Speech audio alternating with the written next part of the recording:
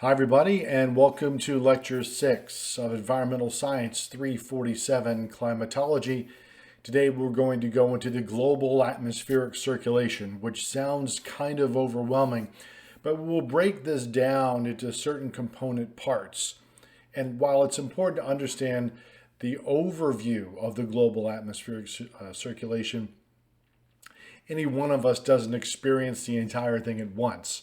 But there are certain reasons why we get the circulation or the wind patterns and the climates that we do. And we'll go a little bit into how the bigger external forces play a role in what that circulation ultimately ends up being. So a quick housekeeping note. Our first exam will be the week of March 15th. It will cover lectures 1 through 6, which also includes the lecture we have today. So those first 6 lectures are going to be the exam material. Still working on the exam, and we'll have something a little more specific about it by this time next week regarding formats and times and when you can take it online. But nothing for this week or next week regarding exams. It's going to be coming on the week of March 15th. So with that, let's attack the basic forces at play here when we look at the global atmospheric circulation. We start with something that seems kind of silly, the wind. And the wind is actually just moving air. Again, that sounds kind of obvious, but we need to kind of define what that means. The wind is the local motion of the air measured relative to the rotating Earth. So the atmosphere is spinning and moving and circulating in response to being basically roasted in the middle and frozen at the top and the bottom. That's the core of why we have the wind patterns that we do.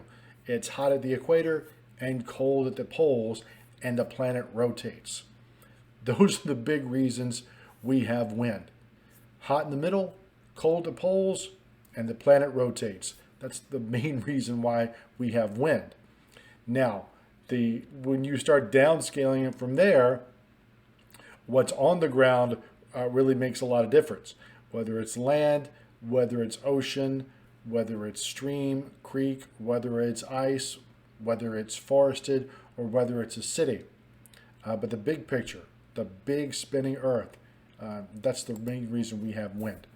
So with that, and developing a change in the temperature of the atmosphere in different places, you're going to develop a change in the weight or the pressure of the atmosphere. Remembering that cold things are more dense. Right? Think like molasses, think like oil. Cold air is more dense than warm air. Cold air, more dense, warm air kind of spreads out, if you will. In terms of molecular collisions, think about the temperature. We talk about the temperature of the air. We talk about the speed of the molecules running around in the air. So for warmer air, there's a greater speed of those molecules, so they tend to be spread out. So your air is more spread out, it's less dense, so it weighs less when you're at the bottom. Conversely, if the air is very cold, your molecules aren't moving around as fast, they tend to settle and end up weighing more if you're at the bottom of it. Remember that the atmosphere is really just an ocean of air, and we're at the bottom of it. All right, so these places that are warm, the pressure over top of you, the weight of the atmosphere is lower. If it's very cold, the weight of the atmosphere over top of you is higher. It's heavier. It's denser. All right, so cold is dense, warm is generally less dense, spread out. So with that, we introduce the pressure gradient force, which basically says air moves from high to low, from high pressure to low pressure. Think of it as moving down a hill. Air pressure varies with space and time, both vertically and horizontally in the atmosphere. So when we think about how the pressure changes horizontally, from high pressure to low pressure, you can think of that as a mountain and a valley. So the air goes from high to low. Just like if you had a ball on top of a hill and a valley down here toward the to the other side, you give that little ball a push down the hill, it goes down to the bottom of the valley. So the air flows from high to low. That's a pressure gradient force. All else being equal, meaning that if there was no rotating Earth, we would almost have the same wind all the time. Now, because the Earth turns, we do have variations in the wind. All right, but let's talk about a little bit more about the pressure gradient force. You'll hear me call it the PGF, because that's what we all, in my line of work, call it, the PGF, the pressure gradient force. All right, when we think about lines of constant pressure, in other words, pick a unit of pressure, and we'll call it millibars, because that's what we use. 1,000 millibars, 990 millibars, 980 millibars. Think of those as lines on a topographic map, using that hill analogy, high pressure to low pressure, mountain to valley. If you think about a contour map, you think about a topographic map, you see the little areas that are carved out or kind of encircled, where you have higher mountains and deeper valleys. And if you think about a topographic map and how close some of those lines are together, if it's very close together, you know you've got a steep hill. You've got a steep mountain when you look at that kind of a map. Same thing is in place when we look at a map of pressure on a surface map. I call it a surface map, but what's the atmospheric pressure at the surface across a horizontal distance? Let's say the United States. All right. How does the pressure change over the United States? That change in pressure over distance is called the pressure gradient. So for this example, right toward the middle there is the big red L. It's an area of low pressure right there between South Dakota and Iowa. And that's running about 995 millibars. And I've been looking at these maps long enough to be able to make those kind of interpretations or interpolations. Whereas you see the big H there over New England, that's going to be about 1,029, 1,030 millibars. All right, so one of the important things to notice here is that the pressure here at ground level, it's on a very finite range. You know, we don't have air pressure dropping to 500 millibars here at the ground. We certainly don't have it dropping to 200 or 300 millibars. Then you start to have a little trouble breathing. All right, pressures of 200 millibars, that's Mount Everest kind of stuff. That is way, way up there. All right, but down here at ground level, our pressures tend to run somewhere between about 960 and 1050 millibars. All right, so there's unquestionably a change in the amount of pressure or the amount of weight of the atmosphere over top of us as you go laterally or horizontally across the United States. So for this example here, got a big area of high pressure in New England by the H. The low is there in the mid-country, and then back toward the Great Basin, Utah, Nevada, Idaho, big area of high pressure as well. All right, what this is actually telling me as a meteorologist is I got a storm system moving through the central part of the country, and there's pretty fair weather through New England and the Intermountain West, at least at this time. Now, back to the idea that the Earth is turning. We know about, you've heard of centripetal force. You know, when you spin a ball around on a piece of rope, all right, there's an inward directing force that keeps it going in a curved path, confining the object to orbit. Right, the string is exerting the force on the ball to keep it from flying off in one direction, because you know as soon as you let go of that string, the ball is gone. Okay, so there's a similar force to that in terms of a circular force, if you will, here on Earth called the Coriolis force. Technically, it's the Coriolis effect because it isn't a true force. It is an effect or an apparent force that we notice because we are on a round planet that turns. It's a deflective force arising from the rotation of the Earth on its axis. Okay, so let's look a little closer at the graphic. And there's all the curves and things. So let's start at the middle. 0 degrees latitude, that's the equator. All right. Not a lot is going on there regarding spin. okay? But as you begin to move away from the equator, and let's go northward from the equator, all right? Remembering that if you are at the equator on the Earth, and as the Earth is turning, you're going around in a circle much faster than you would be closer to the North Pole. For example, I'll back up here and I'll start to spin like this.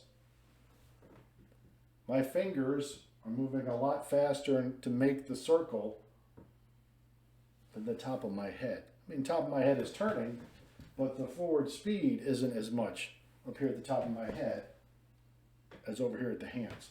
That has to go a lot faster, right? So, with that in mind, you can apply that same principle. Technically, it's the conservation of angular momentum to the rotating Earth. So as air moves from north to south or south to north, or basically toward or away from the equator, some of that motion, some of that forward speed, if you will, or rotational momentum is preserved. The end result is that as particles move from the equator to the north, they have the tendency to turn right because they are conserving that momentum from the equator. The reverse is true if it's at the equator and moving to the south. It tends to turn left. All right. So sometimes it's just easier, since we live in the northern hemisphere, to remember that air tends to reflect to the right in the northern hemisphere, all right, as the Earth turns. How much it turns, the magnitude of that depends on the latitude and the moving speed of the object.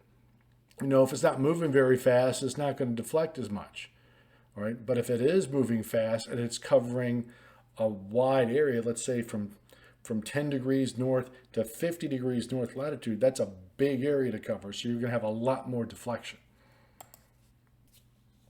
So here's a couple of ways to look at that, examining North America. The magnitude of the Coriolis force varies from 0 at the equator to a maximum value at the poles. This is basic trigonometry, right? There's not much spin at all. In fact, none, right at the equator. One thing that you'll notice if you've watched the weather a long time and you think about hurricanes, there are no hurricanes right at the equator. I mean, they're 9-10 degrees within the equator, but not at the equator. There's not enough spin right at the equator to get storms to start to spin. And of course, a hurricane's a spinning storm, and you need to have something going on the planet to get your air to curve and to spin.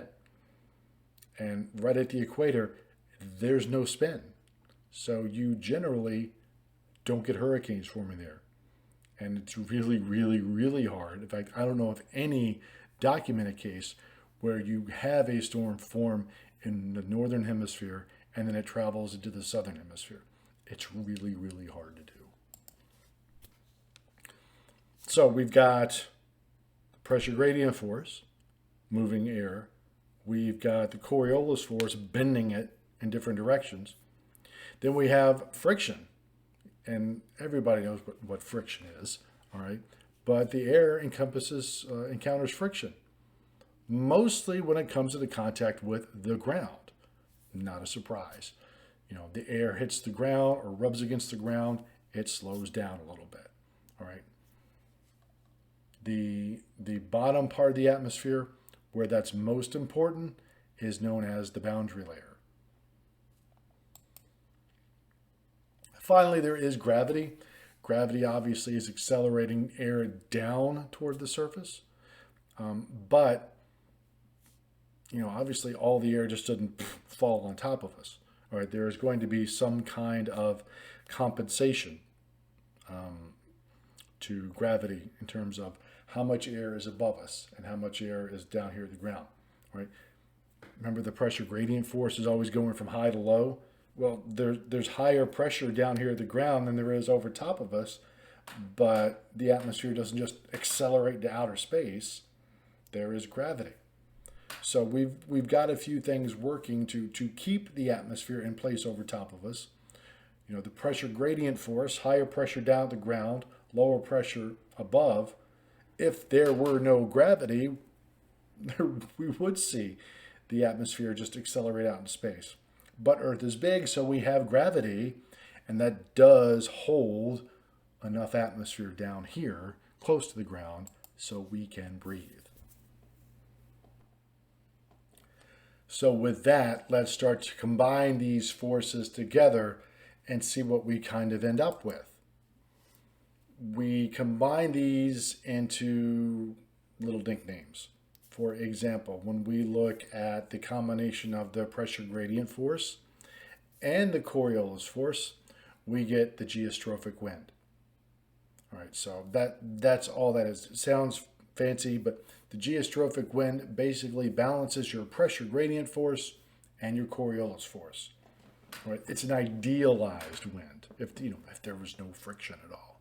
All right, so it generally doesn't accelerate. It kind of falls into a balance. So if you had pressure at a constant rate at different levels or different values going through a horizontal two-dimensional plane, if you will, all right, and you were to start to spin it, you would begin to see the schematic that you have up on the screen.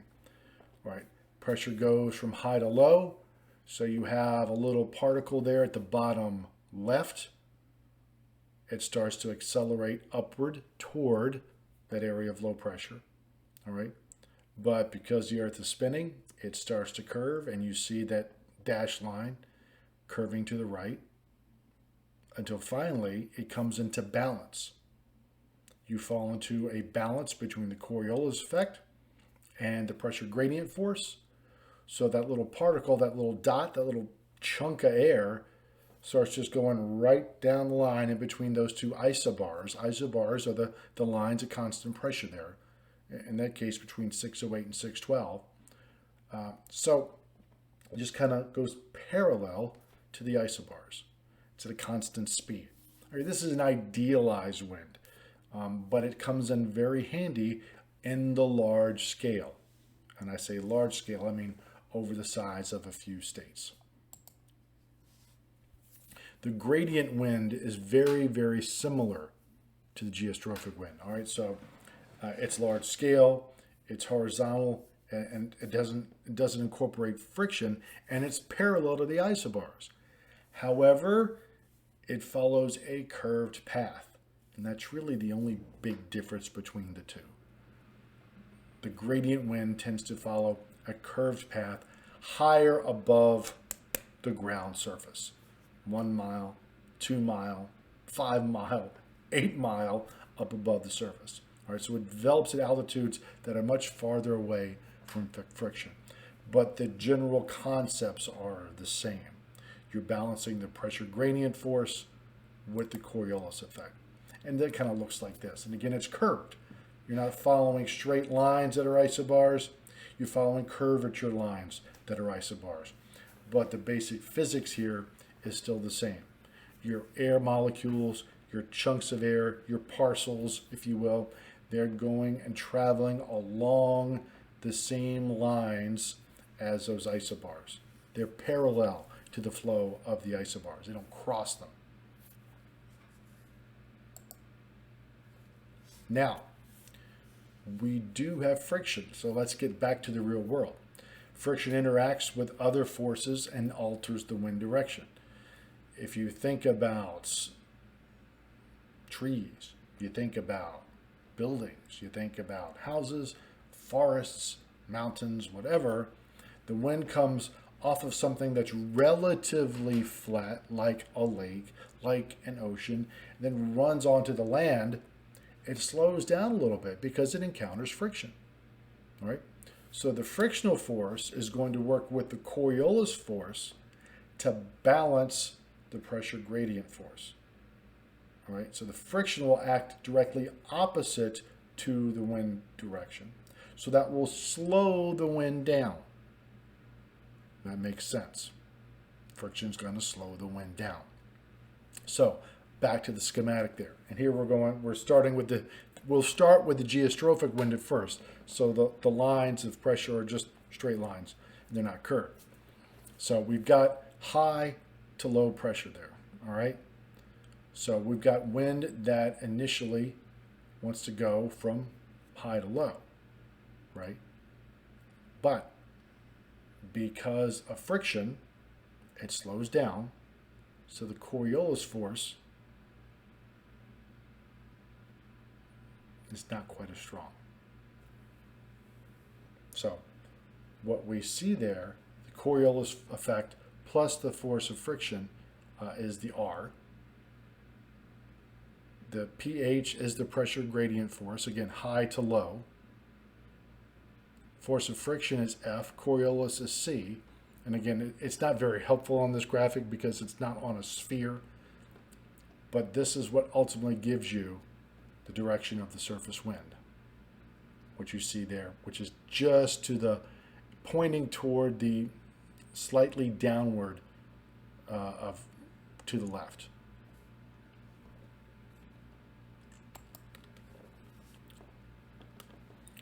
So friction slows down anticyclonic and cyclonic winds. What does that mean?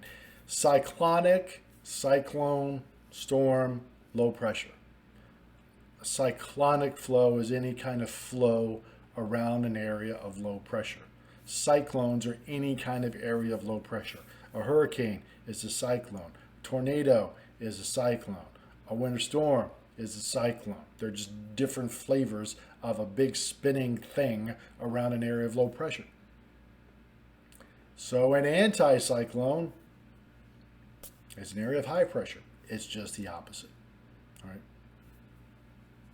So knowing what we saw before about how friction reacts incorporated with the pressure gradient force, this means that surface winds around high pressure or an anticyclone, all right, they will spiral slightly outward away from an area of high pressure. Conversely, an area of low pressure, the friction will slow things down, combined with the Coriolis force, and actually turn the winds inward toward low pressure. All right. So it kind of looks like this. So let's attack the one on the left first. Lowest level is at the bottom there, and the highest level is at the top. There's a lot going on. All right, so we'll start with that one at the bottom. High pressure to low pressure. All right, the horizontal pressure gradient force going from high to low, but the friction is kind of pulling it back. Coriolis force is pulling it slightly off to the bottom and to the right. And then you're given this angle between the wind direction and the isobars. Sometimes that's called the isobaric wind. Don't fret too much about that. But the point being here is what I want you to notice is that as you go up one and then up one more with altitude, notice how the big arrow with the F, the frictional force, goes away or gets smaller as you go higher up. All right? So if I'm going up 2,000, 4,000, 8,000 feet to the atmosphere, my air isn't bumping against mountains as much, or trees, or a village, or a city, so my frictional force is going down. All right, so my air is much more going to run along those isobars higher up than it is closer down to the ground. All right, so you're going to get that curvature across the isobars much more likely closer down toward the ground where there is friction. So what does that look like? Look at the ones on the right. Here we're looking straight down onto the ground. The top one is an area of low pressure. The isobars there are the circles. Each one is every 4 millibars. So if there was just a pressure gradient force, all those would be straight lines coming in all different directions, but pointing straight into low pressure in all directions like spokes on a wheel, right? or think of it like just the bottom of the hill, and you've got this big hole, and everything would just run in like this from all directions. All right, but you've actually got a spinning hole in this case, an area of low pressure, and you've got friction. All right, so you're still going in toward the low, but things are spinning on the planet and there's friction. So when you add those forces up, you still have the net going into the low, most of the air going into the low, but it comes in at an angle, comes in spinning because the Earth is spinning and there's friction. So there's that turning into an area of low pressure. And the reverse is true for an area of high pressure. You're going away from that area of high pressure. Think about a mountain top. I got a ball. I got 10 balls at the top of a mountain, and I release them all. They will all go off in one direction, but they will go off in a straight line. But in the real atmosphere, again, we're looking down at ground level, all right, where the atmosphere is turning, and I got a little friction. Instead of those things going straight out from that area of high pressure, perpendicular to those lines, they're going to be curving to the right. Just like the low pressure, things are turning to the right. Okay? So that's why we've got areas that are turning to the right or out of an area of high pressure and turning into an area of low pressure.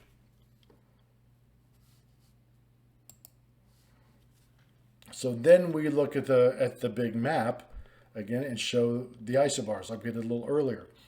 Winds tend to travel close to the isobars, not exactly parallel, but slightly inward toward the areas of low pressure and slightly outward from the areas of high pressure. All right. So as you go higher up, those winds much more parallel than they are close to the ground. If you look up at the northern part of that map in Canada, you see a 1038 up there in Saskatchewan. Check my geography there. In between Alberta and Manitoba, there in Canada, it's a big area of high pressure. All right, the winds around that are going clockwise and slightly out. So that is bringing in cold air from the north and ultimately from the northeast into the Dakotas, traveling farther to the south. That wind starts to turn more from the north and northeast. And then ultimately, if you get down to Kansas and that area of low pressure near the Oklahoma border, that wind is going to be coming in from the northeast as well, but spiraling in toward that area of low pressure. So at that point, how are we going to start to get real weather? How are we going to start to get storms forming? Well, remembering that air is a fluid and it's connected, we know that just like any other fluid, you can't just scoop out a piece and expect there to be a hole in your fluid. You fill up a bathtub and you take this cup, you scoop out the water, you don't have a big hole in your water, the water rushes in to take its place. And that's exactly what we see in the atmosphere as well. So let's think about the atmosphere vertically again, but how air is moving horizontally at different speeds and at different elevations. So let's look at the schematic and those top two purple arrows. All right, each one represents the speed of the air. All right, so in the top left there, you've got a bigger arrow showing that the air is moving faster. All right, but if the air begins to slow down, which is shown by that top right arrow, how it's a shorter distance, the arrow is smaller, I've got a slowing down of air for whatever reason. We'll talk about why that happens in a bit. But if I have air that's up 10,000, 15,000 feet, that's slowing down, it also sinks. All right. If you think about driving along the freeway and everything's moving along just fine, but then up ahead of you, things start to slow down. All right, what do you get? You get a traffic jam. You get a bunch of cars that are starting to slow down and pile up. Not necessarily pile up like this, But you got a traffic jam. You got a bunch of cars that are getting together. All right. The air does the same thing, except the air isn't really compressible, so it needs to go somewhere. And because of gravity, when that happens, it will tend to sink. So as the air slows down aloft, it converges, and it tends to sink. All right. So then as that air sinks and gets down to the ground, it will go off in all directions and diverge. Go out in all directions, diverge. So the air will converge aloft like this, and that will induce a sinking. The air gets to the ground, goes out in all directions and diverges. All right. And remember what we said before, like air coming down a mountain, it warms, the water evaporates, sky is clear, high pressure, sinking air, it's heavier. And this is why areas of high pressure tend to bring fair weather. And the reverse is true as well. Let's say you've got air converging toward the ground. You've got an area of low pressure down at the ground. Okay? And the air is converging around this area of low pressure. Well, it's piling up, all right, but it also begins to rise. It can't pile up but so much, but it does tend to rise when it's getting some help from aloft. What do we mean by help from aloft? The backwards operation from convergence is divergence, aloft. So if you think about the traffic jam, and all of a sudden you get to the front of the line finally, and all the cars just all whipping off at 70 miles an hour, all right, you begin to see things speeding up again with the whole pile. So there's a divergence of air 5, 10, 15,000 feet up. So there's, I don't want to call it a vacuum because a vacuum isn't quite the right term, but there is a small area of relatively lower pressure, or an absence of a little more air there, higher aloft, that induces upward motion. All right, so I've got convergence down at the ground. I've got divergence of air aloft. So this is going to induce an upward motion. And if there's been water down here and it evaporates, it starts to go up, it cools, condenses, and forms clouds. And now you're starting to build yourself a storm. And that's continuity. All right, so surface winds will accelerate and undergo horizontal divergence when blowing from a rough to a smooth surface because friction. Right? If I'm going from a rough surface to a smooth surface, I can speed up. If I'm driving on a dirt road and I don't want to go any faster than 35 miles an hour, then I get to a nice smooth piece of asphalt, I can crank it up to 65 or 70. So I'm picking up speed. The air is diverging. Same concept there. I'm going from a rough surface to a smooth surface. And it works backwards as well. If I'm chugging along 60 or 70 miles an hour on the pavement ends, now I'm on a dirt road, I have got to slow down. All right. Air is the same way. It is slowing down, so there is a convergence of air. All right. Because this air over here has been moving, but this air up here, over here, this air catching up to it is kind of smashing into it because it was coming from so fast to begin with. I got 70 mile an hour air, 35 mile an hour air here, and then it runs into it. That's convergence down at the ground, and that's going to induce upward motion. And it kind of looks like this. So let's start on the left side. We've got the air rubbing against a rough land surface, all right? Then it's chugging along and then hits that smooth lake surface, and it speeds up. So that air speeds up. In between those two sections, I've got air that is descending. And then as that air continues to the right, bumps into the rough land, mountain, beach, whatever, it slows down, and that's going to force some air to go up. Again, not all of the air, but enough of the air to go up, and actually induces what we call a solenoidal circulation. All right, there's actually going to be some kind of return circulation that's not pictured there, where the wind will go from right to left at the top of that one arrow where the cloud is, and then back toward the descending branch of that circulation. All right, so air is being affected by friction until it gets to a place where there's less friction, so it speeds up. So between those areas, there's some sinking air, runs back into some land or whatever, slows down, and that's going to force some upward motion as well. We see this a lot in the mountains, and we see this to a similar effect along the coastline with sea breezes. So how do we measure wind? Some of these are obvious. The wind vanes that are out there, they kind of spin around and point the direction the wind's coming from. Cup anemometers, these things are just little plastic cups that they just catch the wind and spin.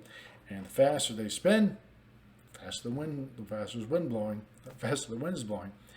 And then there's the sonic anemometer, which actually can measure the wave frequencies of the wind. And those are the ones that are doing these measurements of winds that are like 130, 140 miles an hour. If you want to get those with any kind of accuracy, you're going to have to get yourself a sonic anemometer, because the cup anemometers are not going to be able to handle it. This is what some of these look like. Of course, wind vane you're probably familiar with. The cup anemometer, maybe you are. Again, the wind is just catching those cups and spinning it around. Sonic anemometer, it just sits there. It looks like some kind of weird upside down Medusa thing. All right, but it's just sensing the wavelengths or the frequency of the waves. The other way to do wind measurement remotely, remember remote sensing. All right, this back over here, this is in situ because we're in the medium that we're measuring. This is doing it from orbit. These are scatterometers, which are basically looking at how the wind stress is on the oceans. By looking at how the wind stress on the ocean is affecting the surface on the oceans to a pretty high precision. This is a fairly newer technology. I say fairly new, 30, 40 years or so. And these aren't done from these big geostationary satellites. These are in low Earth orbiting satellites. But we'll see these used a lot when we think about real world applications. These scatterometers on these satellites are used a lot when we're looking at tropical systems, hurricanes, tropical storms. So we can figure out what's the wind doing deep inside of those storms, because the sensors, because they're effectively a type of radar, can get through the clouds and all the way down to the ocean. So there are very different scales of circulation. Obviously, we start with the big one that we talked about at the outset, the global circulation. But this thing can whittle all the way down to what I showed you before, that little solenoidal circulation. And things like a sea breeze, things like land breeze, a mountain valley breeze. You can have circulations in firestorms. Obviously, a tornado is a type of circulation. So there are several scales of circulation. Dust devils like you see on a baseball field. All these kinds of things. So we'll classify it into four primary scales. Planetary scale, these are the big, large-scale wind belts that basically cover the whole planet. All right, things like the trade winds, for example. There are the synoptic scale, and synoptic means large. It means large. And these are wind systems or wind patterns that tend to be continental or cover half of an ocean basin. They're not dominant for the whole planet, but they're pretty dominant over a continent or an ocean. These are things like extratropical cyclones, read winter storms, hurricanes. Air mass is a big area of high pressure coming out of Canada. It's been sitting over some ice for 2 or 3 weeks. Okay, that is a circulation. Mesoscale systems, these are small And as you start getting to these smaller systems, the Coriolis force begins to become less important because you're not traveling over as much of a distance anymore.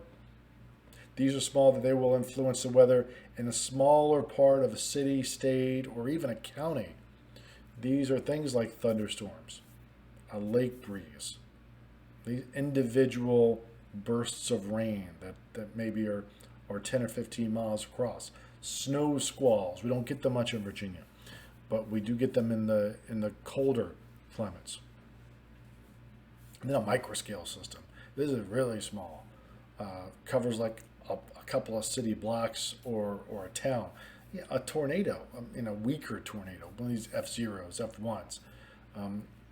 A breeze that develops within a city. You're in a park in a city that's a couple of blocks from a few brick buildings. You've got a hot building next to a relatively cool park, and you've developed a microscale circulation there. So, planetary to micro.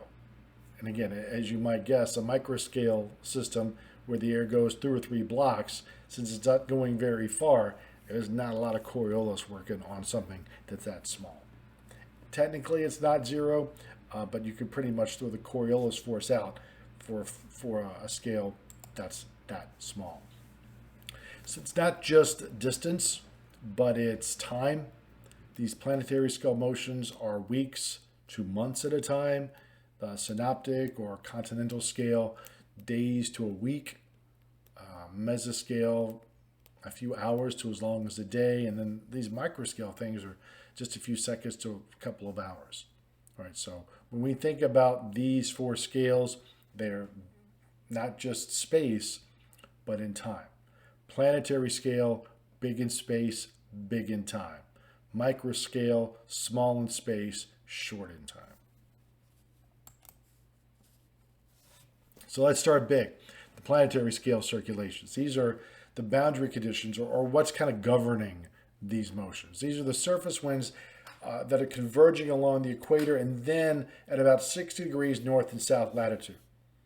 These tend to lead to ascending air, expansional cooling, cloud development, precipitation, and relatively low pressure. These tend to be fairly stormy areas.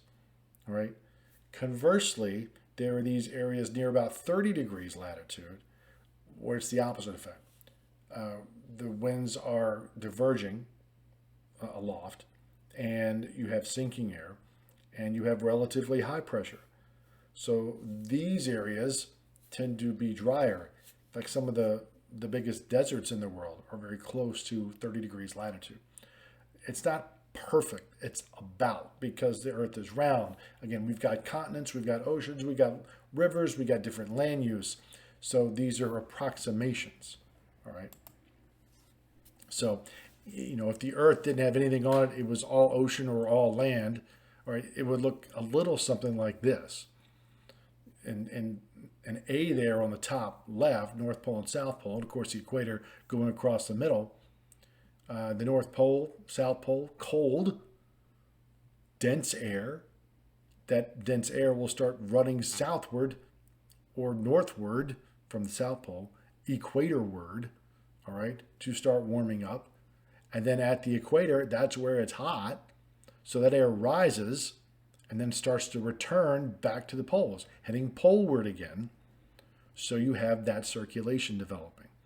So if the Earth didn't turn, most of the time, and again, if the sun won now, which is kind of weird, but the Earth didn't turn, our wind would be from the north most of the time, right? But the Earth does turn. So B, the air curves to the right.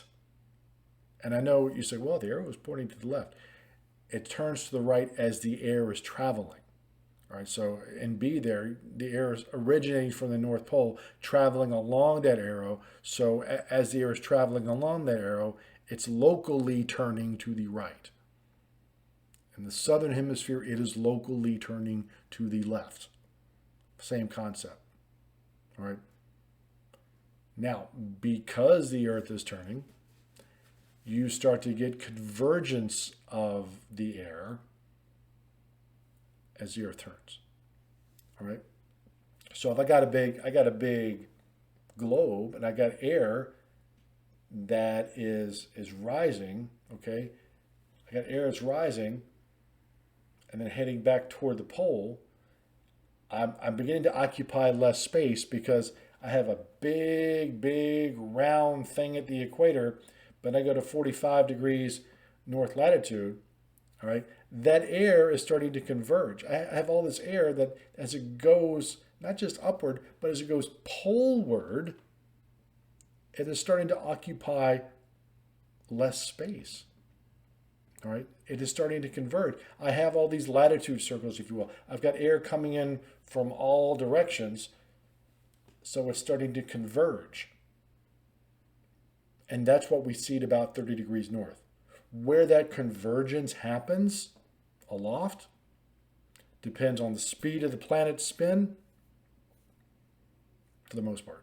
That's why it's about 30 degrees north latitude. It depends on the speed of the Earth's spin, or whatever planet you got. All right. And so you have a reverse effect at 60 degrees north. So you end up with these areas of high pressure at 30 north and south. The low pressure, again, because that's where you've got your air going up anyway, because that's where the most heating is on your planet, the most direct rays at the equator. So that's where the heat is. That's where the air is rising. So lower pressure there, and then sinking at high pressure at 30 degrees north and south, and then a converting circulation at 60 degrees north and south. So this leads to these wind belts and pressure systems that are semi or quasi permanent. Things like subtropical anticyclones, which are big areas of high pressure that sit through the subtropical latitudes a lot of the year.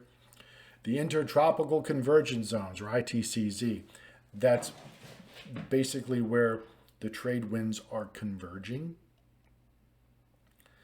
And the subtropical anticyclones, these are the ones that are near 30 degrees north and south, and they will extend from the ocean surface all the way up to the tropopause. Remember, the tropopause is that boundary between the troposphere, where all the real weather happens, and the next one up, the stratosphere, which is where all the ozone is sitting. So in the mean, in the average, what do the pressures look like on Earth in January, winter for us, July, winter for the southern hemisphere? All right, so think about winter in the northern hemisphere at the top. Your eye may be drawn to Asia, the big H there over Asia, about 1033, 1034, area of high pressure. That's the Himalayas. It's very cold. It's very icy there. So you have a localized area of high pressure. All right. Think about July in the southern hemisphere. That's their winter. It is colder there. So I've got an area of high pressure, colder, denser air right over top of Australia. Right. So you have varying areas of average high and average low pressure changing as the season changes.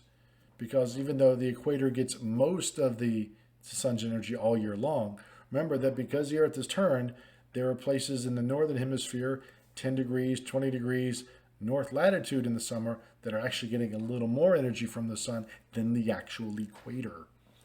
And the reverse is true in the southern hemisphere. So then you get this kind of thing, these pressure systems and wind belts. The subtropical anticyclones there at 30 degrees north, they tend to have these areas of high pressure, all right, and the circulations go out and clockwise from them. You've got the trade winds that are coming out from those areas of high pressure back toward the equator. All right, so I've got high pressure at 30 degrees south. I've got these areas of high pressure at 30 degrees north. The winds around them are coming out of the areas of high pressure, and they end up banging into each other at the equator. That's surface convergence.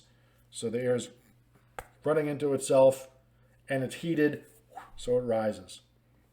All right. That's the ITCZ, Intertropical Convergence Zone.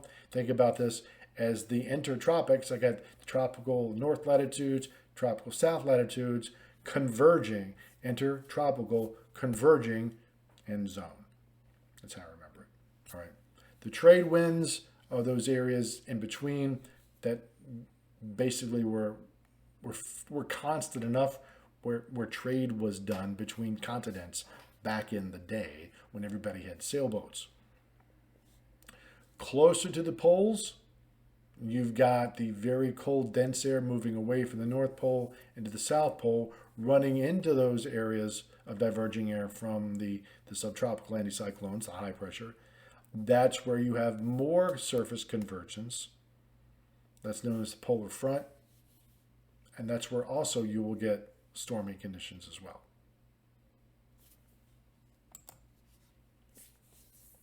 So, stepping this back one more time, the surface winds that are north of the subtropical highs constitute the highly variable mid-latitude westerlies.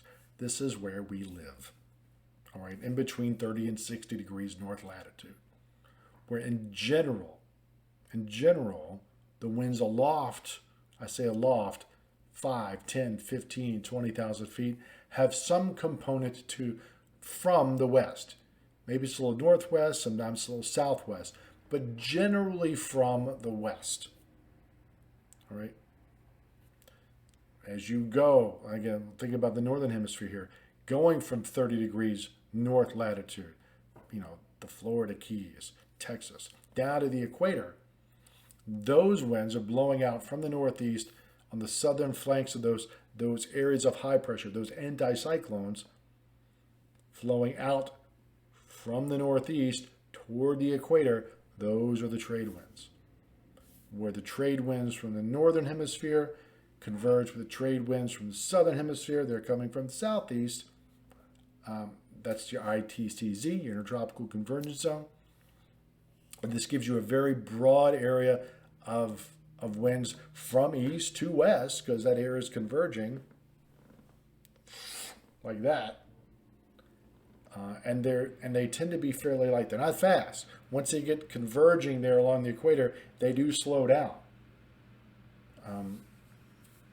And those are called the doldrums, because there's not a lot of wind, not a lot of stuff moving there, right along the equator. All right, so the ITCZ, it's not continuous, again, because land and ocean. All right.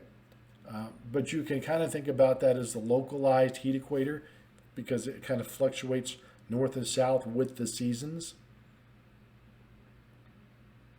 The subpolar lows are the convergence of the mid-latitudes with the polar northeasterlies, right? That polar front.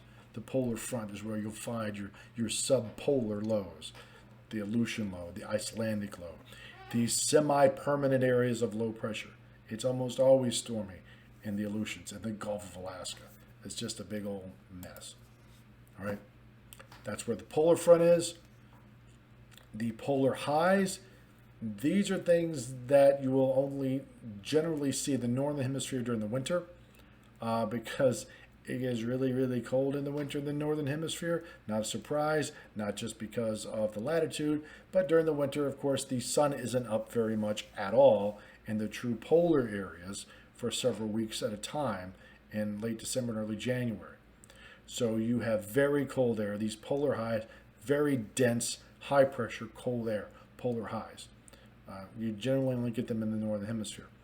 Southern hemisphere is a little bit different, because the northern hemisphere, the North Pole is the Arctic Ocean. The North Pole is the Arctic Ocean, whereas the South Pole is Antarctica. It is a continent. Continents get colder than oceans.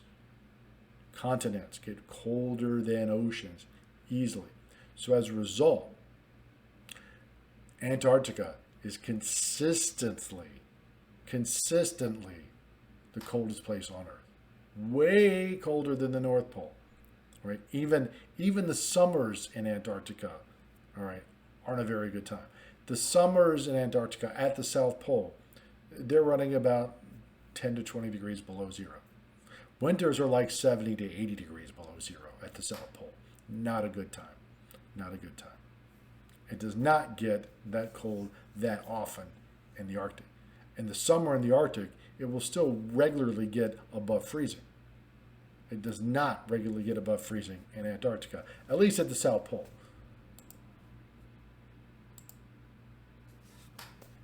So let's look at that circulation along the ITCZ in a tropical convergence zone again here in the top graphic. All right, here we're looking at the globe. The equator is that zero line right there.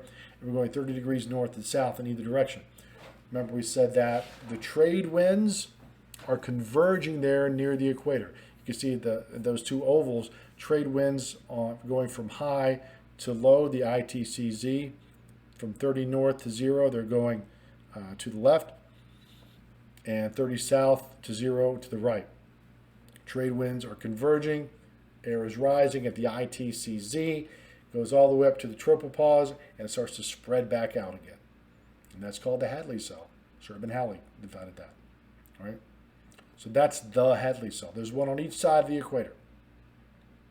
And you see that little H is there at 30 north and 30 south. Those are the subtropical highs, the descending branch of the Hadley cell. And the reason why the air doesn't keep going up past tropopause, remembering that above the tropopause, that's the stratosphere, that's where you've got the ozone, so it's actually warmer up there. And we talked about a couple of lectures ago, atmospheric stability. So your air rises till it gets to the tropopause and it stops rising because the air over top of it is even warmer, so it's not going to go up anymore.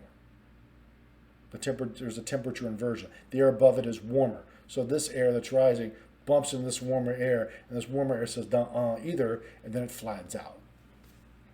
Okay. So when we think about where we live in the middle latitudes, 30 to 60 degrees north, all right, this wind pattern blows generally aloft from west to east. All right. But again, because the earth turns, because we've got land, because we got ocean, it's not perfectly west to east all the time. Sometimes there are bulges and fits and starts and ridges and troughs and pokes south, pokes north, like that. Travels in a wave. Sometimes the waves are ugly. But when the waves dip to the south, we call that a trough. That's an area of lower pressure or colder air aloft. And the ridges are when those winds, which, oh, by the way, is actually kind of the jet stream, blows to the north. So another schematic of this, and this is, again, a little bit messy, but you can start to see it come together here. 0 to 30, there's the Hadley cell again, where the air is rising at 0 degrees, the equator, bumps up to the tropopause, and then starts to go north or south. I mean, you can look, there's the mirror image of this. We could show it for the southern hemisphere, all right? But then the air begins to flow toward the poles till it gets to about 30 degrees north. Then it starts to sink. You've got the very cold air coming southward or equatorward from the North Pole, bumping in at 60 degrees, the polar front. So that's why we have so much action here between 30 and 60 degrees. We have a lot more changes in temperature with respect to direction than they do in the very cold north and the very warm tropics. So with that, we look at how the seasons will change or shift those circulations. Showed you the mean or the average where the equator was already getting the most of the energy from the sun most of the time. As I alluded to before, during the actual summer, these areas at 10 or 20 degrees north latitude are getting a little more sun than the actual equator. And that does impact the seasonal circulations. All right, so we see this intertropical convergence zone shifting to the north a little bit from the equator, during our summer, and then it reverses in our winter, southern hemisphere summer. So it kind of looks like this. Right, in July, our summer, the intertropical convergence zone, that area where the trade winds tend to converge. It is cloudiest. There's a lot of precipitation. Follows that red line. Again, it's not right on the equator. All right. You see over the Pacific Ocean there on the left, it is fairly uniform because there's not a lot of land to get in the way. All right. You start to see a little bit of a hiccup there in the Americas. And then over sub-Saharan Africa, you know, that the ITCZ there, you know what I mean, ITCZ. So it's just south of the Sahara, right? But then you see that big swing. It goes farther, a lot farther northward into the Indian subcontinent and into Southeast Asia. It's all about the Himalayas right there, baby. You've heard of the monsoon. A monsoon, which we'll talk about later, is just a fancy word meaning a massive seasonal shift in wind direction.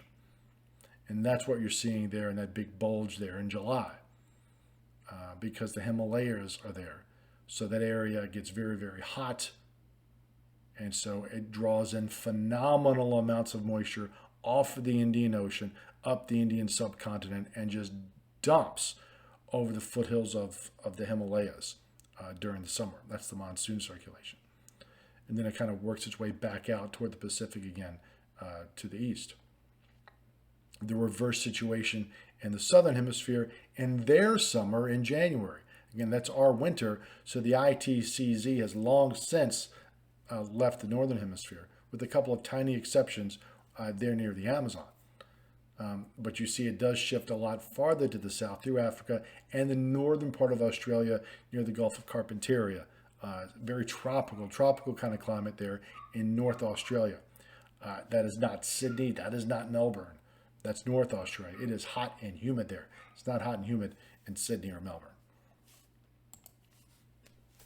So these seasonal shifts in the ITCZ and other wind patterns can give you places that are seasonably wet and seasonably dry. All right, on the left there is Charleston, South Carolina. You can see the taller green bars there, June, July, August, September. It is wetter there in the summer than in the winter. Reverse situation there in San Diego, California. It is dry in the summer and wetter in the winter. Talked about those big waves that go from west to east. They discovered by Carl Gustav Rossby, so they're called Rossby waves. And oftentimes there are 2 to 5 of these long waves encircling the Earth at one time at our latitudes, somewhere between about 30 and 60 degrees. And these are characterized at the jet stream level, which in this case is 500 millibars, which is halfway up the atmosphere, if you will. Thinking that the average or the mean pressure here at the ground level is about 1,000 millibars. So it's about halfway up. And I say halfway up because it's not truly halfway up vertically, but it's halfway up in terms of the density of the air. All right. The heaviest part, the densest part of the atmosphere is the bottom. It's not uniformly distributed throughout the entire depth of the atmosphere. Most of the depth of the atmosphere, the meat of the atmosphere, is in the bottom 10 miles. All right. But the 500 millibar level is only up at about 3. There's way more air in the bottom 3 miles of the atmosphere versus the next 3 miles over top of that. But those waves, those ridges and troughs I told you, those are Rossby waves. All right. And there tend to be more of those in the winter than there are in the summer. So this is the schematic of what they are. Zonal, meridional flow patterns. What does that mean? Zonal means east to west. Meridional means north and south. All right. So when we have jet stream flow that is fairly meridional, like the top one there, you have a lot of surges to the north and surges to the south. Those are the weather patterns that will produce the greatest storms. I'll talk about why a little bit later on in the future lectures. But they will also give you some of the biggest heat waves when they show up in the summer. You get beneath that great big H in the summer, that's a massive heat wave. You get just to the east side of one of those L's, that's where you got a big old storm system that's putting down a lot of rain or sometimes a lot of snow. Right? When your jet stream flow there, again, between 30 and 60, sometimes you'll hear it called a flat flow. You'll hear it called zonal. It's east to west. There's not a lot of north-south fluctuation. You don't have as many storms. The weather is a lot more changeable, but it's a lot less severe. It's not as intense. It's not as extreme. It's kind of just humdrum. All right, so that's when the weather tends to be quieter. You have a few very weak systems kind of coming in the last half a day. They're in, they're out. They don't do a whole lot. Sun's back out. It's very changeable, but not very intense. All right, the meridional patterns, the change is slower and the weather is more intense. Sometimes when you get those big waves moving through the atmosphere, they will cut off. In other words, one of those big dips in the jet stream to the south will cut off from the main flow. And a similar thing, you can have a big bulge northward in the jet stream that will cut off. It's cut off high or cut off low. This kind of gums up the entire works, if you will. So the weather pattern gets blocked. Everything gets kind of stuck into place for a few days. So if you're stuck in the same kind of weather pattern for 3, 4, 5 days, that's where you start running into flooding. That's when you start running into droughts. That's when you start running into heat waves. When you're running into this kind of weather that doesn't really seem to change much for several days at a time, you're in a blocking pattern. And if you think about wind patterns that do this, you can also think about the analogy to stream flow, an actual stream or river. There are times close to the edges of the stream where the flow slows down, and instead of moving along, it kind of slows down. You have a little eddy, just kind of spins a little while until it finally kind of kicks in and moves along. It's the same thing that's going on in the atmosphere.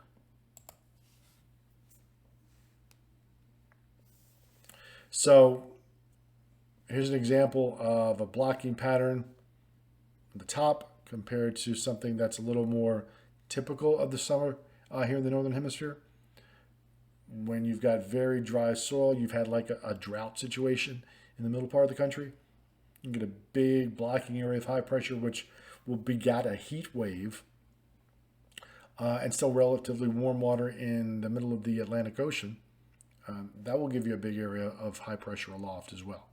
And you have relatively cool water right along the coast. That was really bad in the summer of '88. That happened a lot. But typically what we get in the summer, that big area of high pressure over the Atlantic nudges a little farther westward into the Gulf of Mexico, and we get warm and humid conditions on thunderstorms to the June and July time period. So that's more typical summer pattern. But it's not, and you've got to be careful. When you hear normal and typical, remember, that's the long-term average. On any one given day, the weather pattern can be a little bit different. For example, 1993 was a year of very intense flooding in the nation's midsection for the Mississippi River Valley. There was a big upper level ridge funneling moisture back to the nation's midsection, and the jet stream had a little dip in it over the Intermountain West. So the moisture was coming in from the south. You had divergence aloft, producing clouds and rain. All right, so in the summer of '93, you look at the amount of precipitation there on the right, and that's as a percentage of normal or the long-term average. Some of these places, Nebraska, Iowa, northern Missouri, most of Illinois, had double their normal or average rainfall for the year. And that led to phenomenal flooding in that part of the country. When we look at ocean currents, and we'll look more at ocean currents in a little bit, but we get ocean currents because of these big wind-driven ocean gyres. big areas of high pressure sitting over ocean basins. All right, subtropical highs. These are, again, those 30-degree north latitude things in North Atlantic, South Atlantic, North Pacific, South Pacific, and even in the Indian Ocean. They're rotating clockwise. You have air sitting over top of an ocean. The ocean doesn't change very rapidly. Remember, it takes a lot more energy to change the temperature of ocean than land. So that's going to be more of a stable air mass over top of water versus over top of land. And so oftentimes you'll have a big area of relatively high pressure over top of your oceans. And if you have a big area of high pressure over top of your ocean, your wind around that is going to go clockwise, counterclockwise in the southern hemisphere. And that's going to start to induce ocean currents as the wind basically puts a little stress on the water and drags the water along. Right? And here's some of them. All right, these subpolar gyres occur at much higher latitudes, back up in the far North Atlantic, the North Pacific. But the one that's most relevant to us is the North Atlantic gyre. It's a big area of high pressure, sits over the North Atlantic most of the year. And I say the North Atlantic, I mean between about, let's say 45, 50 degrees north and about 15 to 20 degrees north latitude. That big chunk of the open Atlantic Ocean. So with the winds spinning that way around it, that induces some stress on the water. So you've got the winds blowing clockwise around that. So that begins to pull water from south to north along the eastern coast of North America and gives us the Gulf Stream current, bringing in warm ocean water from the Caribbean and Florida right up to the Virginia coastline or to the North Carolina coastline. And then that current begins to drift into the northern part of the Atlantic back up toward Western Europe. And it's nicknamed the North Atlantic Drift. All right. But you can see there are a number of these gyres and areas of high pressure that are driving wind and ocean currents across the globe. So that's it for this one. That last graphic is pretty intense, but the important thing to remember is in the Atlantic, we've got a big cell of high pressure sitting there most of the time, and the circulation around that is clockwise, puts a stress on the ocean and drives ocean currents. Next time, we will talk a little bit more about how the atmospheric circulation affects regional climates. Didn't dive an awful lot into why the climate of this region is such as the way it is, but we'll do that next time. Thanks everybody for attending, and we'll talk with you again soon.